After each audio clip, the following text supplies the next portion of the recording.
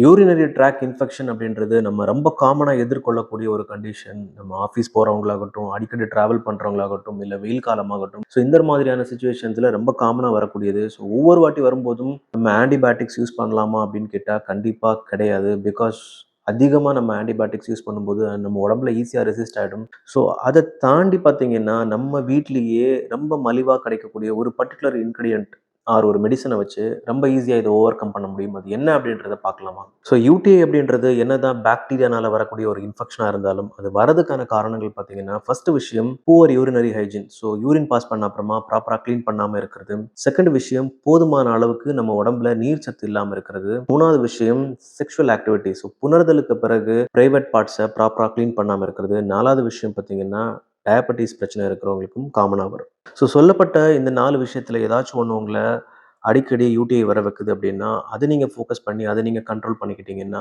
ஈஸியா இதுலருந்து ரிசால்வ் ஆயிடும். அண்ட் இத தாண்டி பார்த்தீங்கன்னா, அந்த சீப்பஸ்ட் மெடிசின் என்ன அப்படின்னா, பார்லி அரிசி. ஸோ பார்லி அரிசி பொறுத்தவரைக்கும் ரொம்ப காமனா கிடைக்கக்கூடிய ஒரு விஷயம். ஸோ இதில என்ன பண்ணணும்னு கேட்டீங்கன்னா, ஜஸ்ட் 1 லிட்டர் தண்ணீர்ல 2லேருந்து 3 ஸ்பூன் பார்லி அரிசி அதில போட்டு, மினிமம் ஒரு 15லேருந்து 20 நிமிஷம் அத கொதிக்க விடணும். ஸோ கொதிக்க விட்ட பிறகு, அத ப்ராப்பரா ஃபில்டர் பண்ணி, அத ஸ்டோர் பண்ணின பிறகு, ஒரு நாளைக்கு 2லேருந்து 3 கிளாஸ் வரைக்கும் நீங்க கன்சியூம் பண்ணலாம்.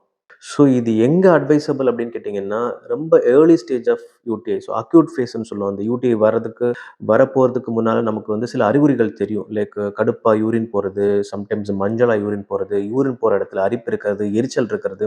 ஸோ இந்த மாதிரியான சிம்ப்டம்ஸ் நீங்க தென்படும் போதே, இந்த பார்லி வாட்டர் நீங்க ப்ரிப்பேர் பண்ணி சாப்பிட்டீங்க அப்படின்னா, ரொம்ப பெனிஃபிஷியலா இருக்கும். யூரின் ஃப்ளோவ இன்கிரீஸ் பண்ணும். இதுல இருக்கிற ஆன்டி இன்ஃப்ளமேட்டரி ப்ராப்பர்ட்டி, ஸோ நம்ம யூரினரி ட்ராக்ல இருக்கிற இன்ஃப்ளமேஷன்ஸ குறைக்கும். அதே மாதிரி பாக்டீரியாஸ ரொம்ப ஈஸியா ஃப்ளஷ் அவுட் பண்ணும். அண்ட் பார்லியோட கூலிங் எஃபெக்ட்ட நம்ம யூரினரி ட்ராக்ல இருக்கிற எரிச்சலை குறைக்கும். அதே மாதிரி நம்ம உடம்ப ஹைட்ரேட்டடா வச்சுக்கும்.